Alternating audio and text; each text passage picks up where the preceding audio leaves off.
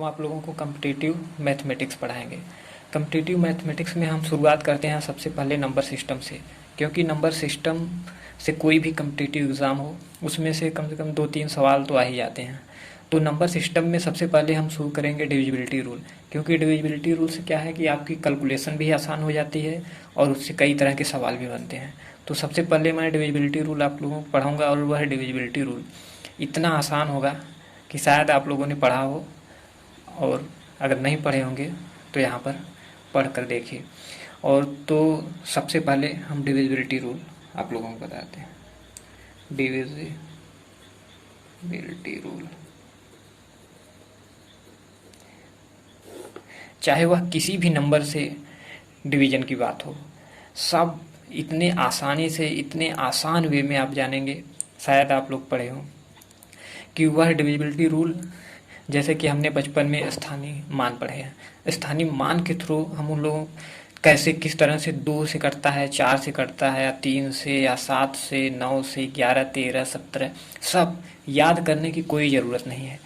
याद करना ही नहीं है आपको ऐसा मैं बेस बनाऊंगा कि उससे आप चाहे जिस नंबर से डिविजिबिलिटी निकालना हो आप उसको सेकेंडों में निकाल सकते हैं।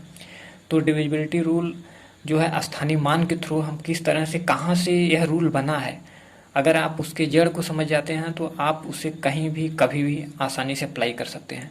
तो जैसे हम शुरुआत करते हैं, एक नंबर लिखते हैं, जैसे XYZ एक नंबर लेते हैं, XYZ जो नंबर है इसको हम एक अलग तरीके से लिख सकते हैं। जैसे Z यूनिट प्लेस पर है, Y 10th प्लेस पर है और X 100th प्लेस पे है। तो हम यहाँ पर XYZ एक नंबर है, उसको हम 100X plus 10Y plus Z ये भी लिख सकते हैं।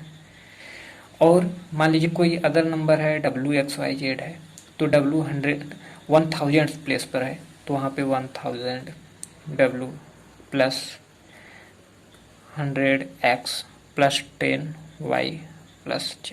इस तरह से हम उन नंबरों को लिख सकते हैं।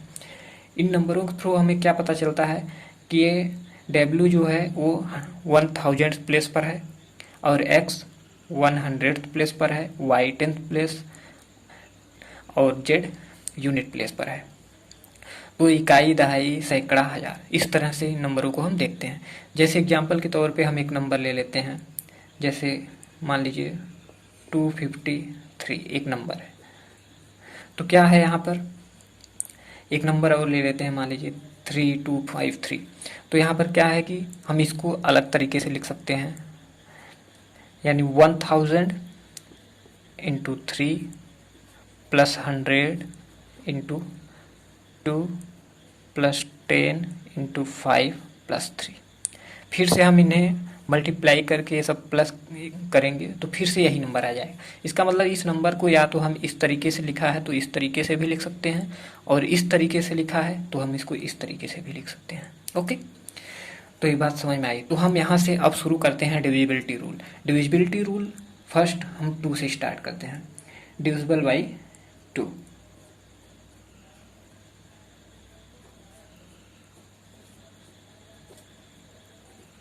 तो आज तक हम याद करते हुए आए हैं कि किसी भी नंबर के लास्ट में 0 है या इवन नंबर है तो वो 2 से डिवाइड हो जाएगा, बट वो कहाँ, कैसे, किस तरीके से आया है हम इसको जानेंगे, और उसके थ्रू हम देखेंगे अदर नंबर कैसे डिवाइड होते हैं, उनको एक अलग ही तरीके से देखेंगे हम। तो यहाँ पर 100X plus 10Y plus Z एक कोई नंबर ले लेते हैं, या तो इसको हम क्या लिख सकते हैं XYZ। तो यही नंबर है और इसको हम 2 से डिवाइड करते हैं। 2 से डिवाइड कर रहे हैं तो हम देखते हैं ये जो पूरा नंबर है, ये जो नंबर है पूरा वो क्या है, 2 से डिवाइड है कि नहीं। तो यहाँ पर 100 इंटू एक्स से कोई मतलब ही नहीं। जब यहाँ 100X से 100 जो है 2 से डिवाइड हो जा रहा है तो यहाँ पर x का कोई मतलब ही नहीं, यानी कि ये नंबर 2 से डिवाइड है, यानी ये पूरा होल नंबर। और ये 10 भी डिवाइड है, y उसका मल्टीप्लाई है, यानी कि यहाँ पर भी ये 2 से डिवाइड है। बचा लास्ट में z, यानी कि लास्ट नंबर डिपेंड कर रहा है कि ये लास्ट नंबर अगर 2 से डिवाइड होगा तो यानी पूरा नंबर 2 से डिविजिबल होगा, अगर z डिवाइड नहीं होगा तो वह 2 से डिवाइड नहीं होगा। इसका मतलब क्या हुआ कि किसी भी नंबर का लास्ट डिजिट, यानी कि किसी भी नंबर का लास्ट डिजिट अगर 2 से डिवाइड है तो संख्या, वो पूरी संख्या 2 से डिवाइड हो जाएगी। यहाँ पर ए हमारा निष्कर्ष निकलता है। यानी कि अगर लास्ट नंबर, जैसे हम कोई भी नंबर ले ले रहे हैं 2, 5, 8, 6, 8, तो हम देखते हैं इसको 2 से डिवाइड करते हैं। 2 से डिवाइड करते हैं तो यहाँ पर 2 1 2, 2 2 4, 2 9 18, 2 3 6, 2 4 8, यानी 2 से डिविजिबल है। या तो हम लास्ट में 8 को देखते हैं, लास्ट में हम 8 को देख लेते हैं, अगर वो 2 से डिविजिबल है तो इसका मतलब रिमाइंडर क्या हो जाएगा, यानी शेषफल 0, यानी कोई रिमाइंडर नहीं बचता, यानी 2 से डिवाइड है। तो इस तरह से हम क्या करते हैं, 2 से देख लिए, अब हम 4 से भी देख लेते हैं। 100x plus 10y plus z upon 4। तो इसमें क्या है कि 4 से हम क्या देखते हैं, 100x जो है 100 यानी 4 से डिविजिबल है, यानी ये नंबर 4 से डिविजिबल है। जबकि 10y प्लस z, यानी ये 10y जो है 4 से पूरा डिविजिबल नहीं हो पाएगा। y के बारे में मुझे पता नहीं है, 10 4 से पूरा का पूरा डिविजिबल नहीं हो पाएगा। तो इसका मतलब ये 10y plus z, 10y plus z ये पूरा यानी कि 4 से डिविजिबल नहीं है। यानी कि अगर इतना कैंसिल हो गया, इतना बचा, तो इसको हमने अभी भी बताया है कि इसको हम इस तरीके से लिख सकते हैं, या तो इसको हम इस तरीके से भी लिख सकते हैं। तो यहाँ पर ये 10th प्लेस पर y है, z क्या है, इतना बचा हुआ है, तो हम इसको डायरेक्ट क्या लिख सकते हैं, yz लिख सकते हैं। Okay, yz y4। इसका मतलब ये हुआ कि किसी भी नंबर का अगर लास्ट का 2 डिजिट, अगर लास्ट का 2 डिजिट जो है 4 से अगर डिवाइड होगा तो वह नंबर पूरा टोटली 4 से डिवाइड होगा। अदरवाइज अगर वह डिवाइड नहीं होगा तो 4 से डिवाइड नहीं होगा। तो हम जैसे कोई नंबर ले रहे हैं 8 6 7 5 6, ओके, डिवाइडेड बाई 4। अगर हम लास्ट का 2 डिजिट केवल देखते हैं 4 में, यहाँ पर फार्मूले से यही समझ में आया, लास्ट का 2 डिजिट डिवाइड होना चाहिए। तो 4 से 4 1 4 4 4, यानी कि डिविजिबल है। यानी 4 से अगर लास्ट 2 डिजिट डिविजिबल है, इसका मतलब कि ये पूरा का पूरा नंबर 4 से डिविजिबल है। ओके, तो इसी तरह से हम 8 का भी इसी के साथ ले लेते हैं।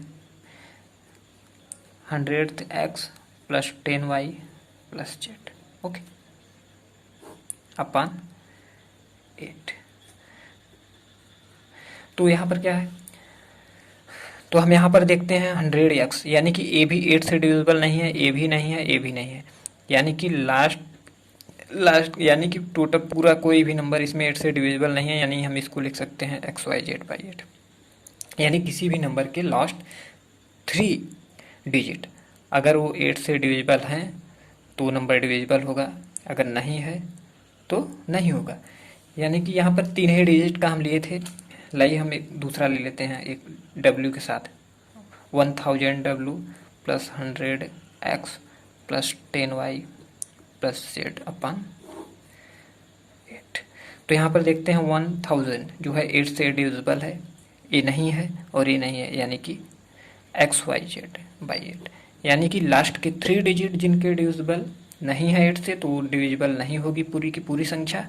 यानी कि ये पूरी की पूरी संख्या कितनी है, wxyz। तो यानी कि लास्ट के 3 डिजिट अगर आपके डिविजिबल नहीं है तो 8 से डिविजिबल नहीं होंगे, अगर होंगे डिविजिबल तो 8 से डिविजिबल होगी पूरा पूरा नंबर। और 4 के केस में लास्ट के 2 डिजिट अगर 4 से डिविजिबल है तो पूरी की पूरी संख्या आपकी डिविजिबल होगी 4 से, और 2 के लिए लास्ट 1।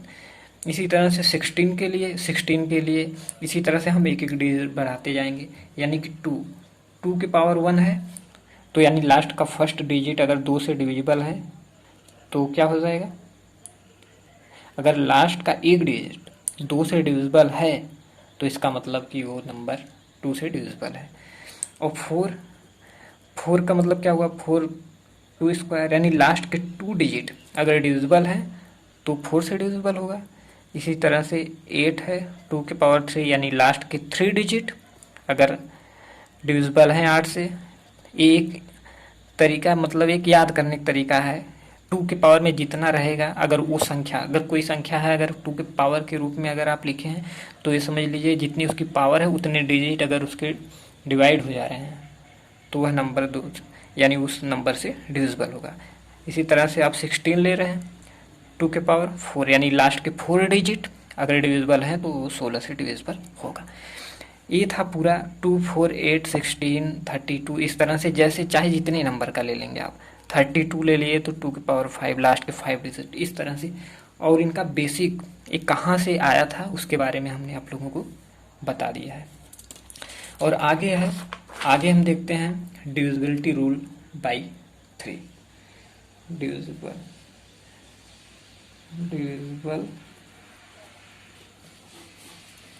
बाई 3।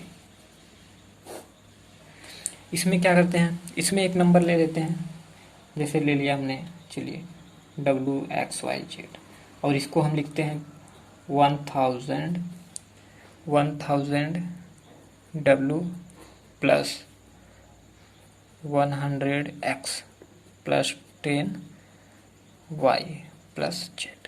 इसे क्या करते हैं हम 3 से डिवाइड करते हैं, इसको क्या करते हैं 3 से डिवाइड करते हैं। ओके, तो यहाँ पर हम क्या करते हैं, इसी नंबर को हम थोड़ा अलग तरीके से लिखते हैं। ओके, अलग तरीके से कैसे, अब हम इसी को ब्रेक कर देते हैं। 999W plus W plus 99W plus W नहीं, यहाँ पर X है, यहाँ पर X। और इसको जब तोड़ते हैं 9Y plus Y plus Z by 3। तो यहाँ पर क्या है, ये नंबर 3 से डिविजिबल हो जाएगा, ये भी डिविजिबल हो जाएगा, ये भी डिविजिबल आएगा। यानी कि नंबर जो बचा हम उसे लिखते हैं W plus X plus Y plus Z by 3।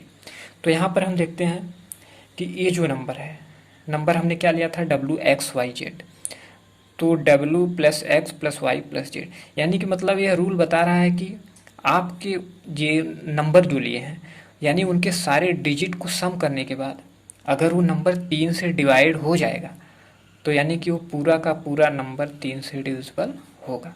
Otherwise अगर ये डिविजिबल नहीं होगा, उसका सम, इन सारे नंबर डिजिट के सम को अगर 3 से डिविजिबल करेंगे, अगर नहीं होगा डिविजिबल तो नंबर पूरा 3 से डिविजिबल नहीं होगा। ओके, तो आइए हम एक एग्जांपल के तौर पे लेते हैं, कोई भी एक नंबर एट रैंडम कोई भी नंबर ले लेते हैं। मान लीजिए हमने ले लिया 36963।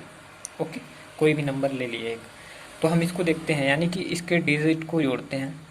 3 plus 6 plus 9 plus 6 plus 3 by 3। तो ऐड करते हैं 3 6 9 18 6 24 3 27 यानी 27 बाई 3। और ये 3 से डिविजिबल है, तो यानी कि ये पूरा का पूरा नंबर 3 से डिविजिबल है, यानी 3 से डिविजिबल हो जाएगा। ओके, इसी तरह से आगे और आएंगे। आगे 4 से 8 से ये सब मैंने बता ही दिया है उस सीरीज का। तो 3 है, 5 है, 5 7, आगे हम अगले लेक्चर में 5 7 9 13 11 17 इन सब के रूल बताएंगे, जो कि बहुत ही आसानी से, शायद आपको लगता होगा कि 7 से 13 से 17 से 19 से इनसे डिविजिबिलिटी रूल कठिन है, लेकिन बिल्कुल भी कठिन नहीं है। उसको हम इतने आसान तरीके से बताएंगे, आपको याद रखने की भी ज़रूरत नहीं है, बस थोड़े से आपको दिमाग में एक बात रखनी होगी, उसके बाद सारे सवाल आपके आसानी से सॉल्व होंगे, डिविजिबिलिटी रूल आसानी से हल हो जाएंगे। Okay, thank you.